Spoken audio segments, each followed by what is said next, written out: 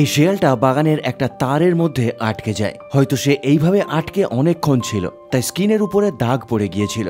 তবে বাগানের মালিক যখনই শেয়ালটাকে এই অবস্থায় দেখে, সাথে সাথে তাকে রেস্কিউ করার জন্য চলে আসে। প্রথমে সে একটা ফাঁদ নিয়ে শেয়ালটার গলায় পরিয়ে দেয়, তবে এতে শেয়ালটা আরো বেশি ভয় পেয়ে যায়। এই জন্য তারা একটা টাওয়েল এনে তার মুখের উপরে রেখে দেয়, যাতে কি হচ্ছে সেটা সে যেন দেখতে না পায়। এরপর ধীরে ধীরে তারা একটা একটা করে তার কাটার দিয়ে কাটতে শুরু করে। তারগুলো খুবই শক্ত ছিল, তাই তাদের বড় কাটার আনতে হয়। তারা শেয়ালটার মুখটাকে চেপে ধরে খুব ধীরে ধীরে তারগুলো কাটছিল, কারণ তারা জানতো শেয়ালটা ভয় পেয়ে যদি ছটপট করে তাহলে তাদের কাজ আরো ডিফিকাল্ট হয়ে যাবে। তারগুলো কেটে দেওয়ার পর তারা শেয়ালটার মুখের উপর থেকে টাওয়েলটা সরিয়ে নেয়। তবে শেয়ালটা তবুও আতঙ্কে ছিল এবং ছটপট করছিল। যখন ধীরে ধীরে লোকটা গলার ফাঁসটা খুলে দেয়, শেয়ালটার সাথে সাথে দৌড়ে পালিয়ে যায়। তবে লোকটাকে আশ্চর্য করে শেয়ালটা পরের দিন তার বাগানে আবার আসে।